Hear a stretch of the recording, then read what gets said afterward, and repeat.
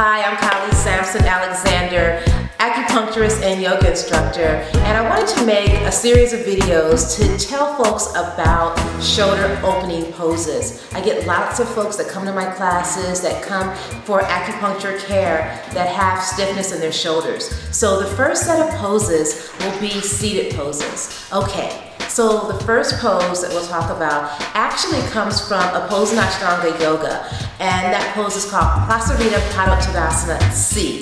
And what we'll take from that pose is the arm and hand action from that pose. So in this pose, what you'll do is take the arms behind you, interlace the fingers deeply at their webbing, and then start to draw the heels of the hands together. All right, once the heels of the hands are drawn together, you'll keep a slight bend in the elbows, roll the shoulders back. And once the shoulders are rolled back, the collarbones will start to spread away from each other and the front of the chest will start to open. And then from there, you can start to straighten the arms. And as the arms straighten, the chest starts to open a little bit more. The inner edges of the elbows then start to draw together. And once that action happens, there's a softening in that space between the shoulder blades. Now the front heads of the shoulders are beginning to open. The outer edges of the shoulder blades are drawing back, while the inner edges are scooping into the upper back. You'll hold that for a few breaths, starting to bring some life, some energy into the shoulders, the upper back, and the chest. After a few breaths, if it's available to you, you can start to bend the elbows and then start to reach the fist towards your right hip crease.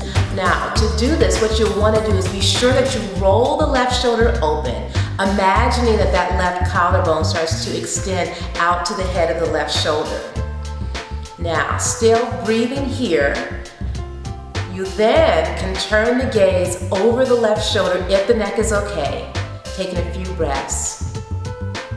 And then same thing, opposite side. You'll release the fist from the right hip crease and then extend the arms to the left hip crease. If you like, you can interlace the fingers the opposite way, just coming out of your comfort zone just a little bit. Now, once you have the fist in place in the left hip crease, if that's available to you, you'll take a few breaths here and then perhaps turn the gaze over the right shoulder. Now, with the gaze over the right shoulder, you want to deepen the breath, steady the gaze, or perhaps even close the eyes.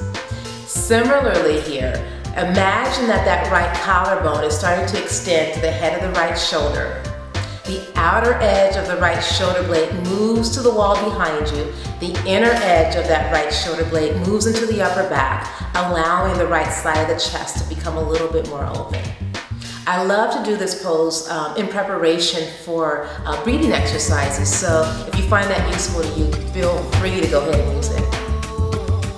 All right, after holding that for a few breaths, you release the arms behind you, release and interlace the fingers, and perhaps just add a couple shoulder rolls for good measure.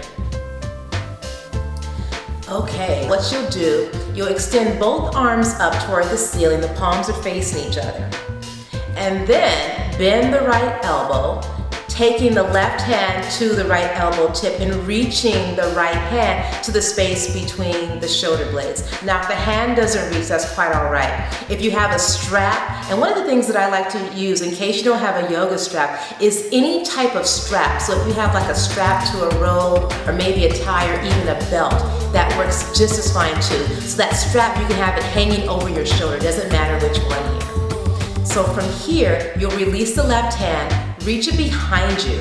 The right arm can hold the top end of the strap, the left arm reaches behind and reaches toward the bottom edge of the strap.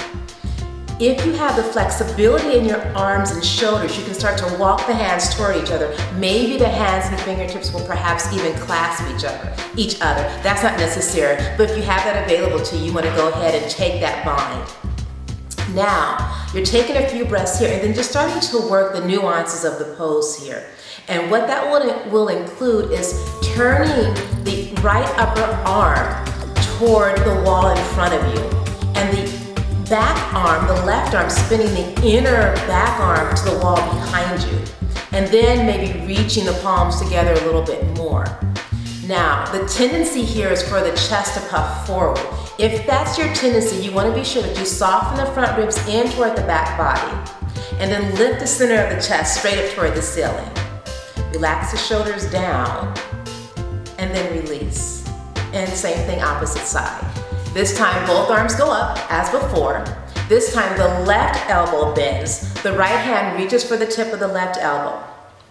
Reach the left hand in the space between the shoulder blades, and then release the right arm around, clasping the fingertips or holding either end of the strap. You want to get the same action in the arms as you did on the opposite side. So start to roll the triceps, rolling the upper arms. Perhaps pulling the fingertips toward each other a little bit more. Being sure that you take lots of slow, deep breaths here. So the breath really acts as a fantastic vehicle to get deeper into the musculature of the arms and shoulders. While you're breathing here, one of the things you can start to think about is that attachment right where the neck attaches to the torso. So see if you can soften that attachment. Relax the shoulders down. Maybe the shoulder blades can slide down the back.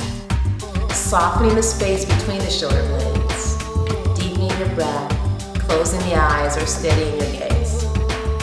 And then after a few breaths, release the hands, the arms. Unwind the arms, maybe a few shoulder rolls back, just to recalibrate the shoulders. And then just let it go.